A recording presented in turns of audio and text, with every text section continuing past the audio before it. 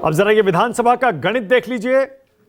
जो चर्चाएं अब चल रही हैं ऑपरेशन लोटस की, उनमें कितना दम है। दरअसल 81 विधायक हैं झारखंड की विधानसभा में, 48 का बहुमत फिलहाल महागठबंधन सरकार के पास है,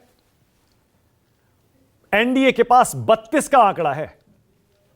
अब 41 का आंकड़ा चाहिए सरकार बनाने के लिए, यानी 7 विधायकों का अतिरिक्त समर्थन महागठबंधन सरकार के पास है। अब सौरभ बताइए, ये 7 विधायक, बहुत बड़ा बहुमत झारखंड में महागठबंधन सरकार के पास नहीं है, और एनडीए को 9 करीब चाहिए, 9, 32 हैं फिलहाल। तो क्या कांग्रेस ही टारगेट पर है या कुछ छोटी पार्टियां भी टारगेट पर हो सकती हैं? सौरभ।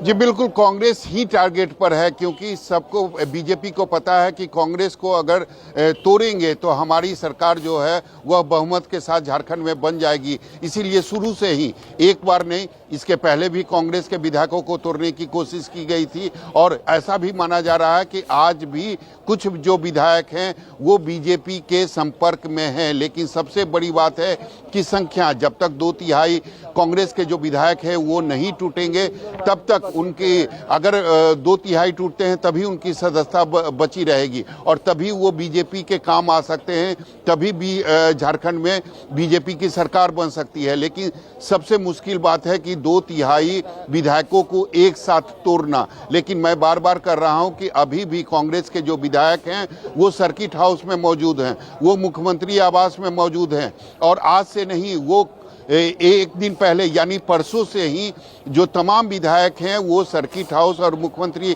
आवास में मौजूद हैं। परसों यानी एक दिन पहले जो विधायक दल की बैठक हुई थी, उसमें भी तमाम जो विधायक थे वो मजबूती के साथ महागठबंधन के साथ खड़े थे। और कल भी जिस समय करीब 43 विधायक जो राजभवन गए थे, उसमें भी विधायकों की जो मजबूती है वह साफ तौर पर नजर आ रही थी।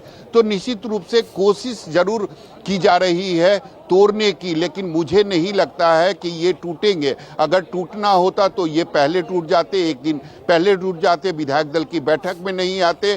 तो आज ये जो है दावा पेश किया गया है महागठबंधन सरकार के तरफ से, महागठबंधन विधायकों के तरफ से, ये चीजें नहीं हो पाती। लेकिन अब चीजें काफी आगे बढ़ गई है। अब महागठबंधन के तरफ से राज्यपाल से मिलकर इन्होंने सरकार बनाने का दावा भी पेश कर दिया है, इन्होंने नेता भी चुन लिया है।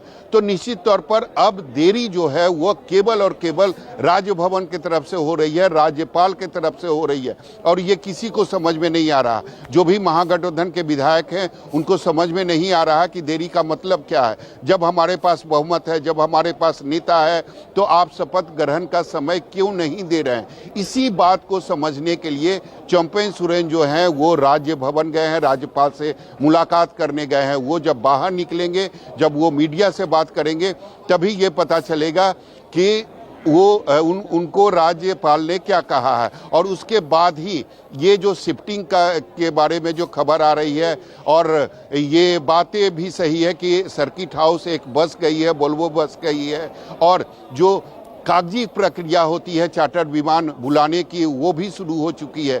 तो ये प्लान का एक हिस्सा है, एक रणनीति है कि अगर राज्यपाल नहीं मानते हैं तो ऐसे में अपने दल को बचाने के लिए या टूट से बचाने के लिए सभी जो विधायक हैं, करीब 35 विधायक हैं, उनको शिफ्ट किया जाएगा हैदराबाद, और बाकी 5-6 विधायक यहाँ रहेंगे जो लगातार राजभवन और राज्यपाल के संपर्क में रहेंगे। ओके सौरभ, फिलहाल धन्यवाद। ऋषिकेश, आपका भी शुक्रिया। एक छोटा सा ब्रेक ले रहा हूं, लेकिन ब्रेक पर जाने से पहले ये आंकड़े देख लीजिए जरा।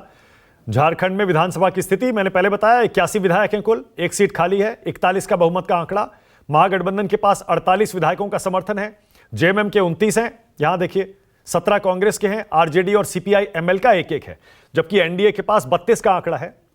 9 कम से कम और चाहिए अगर सरकार बनाने का दावा पेश करना है। तो बीजेपी के 26 हैं, आजसू के 3 हैं, 2 इंडिपेंडेंट भी हैं, और एनसीपी अजीत गुट का भी 1 विधायक है।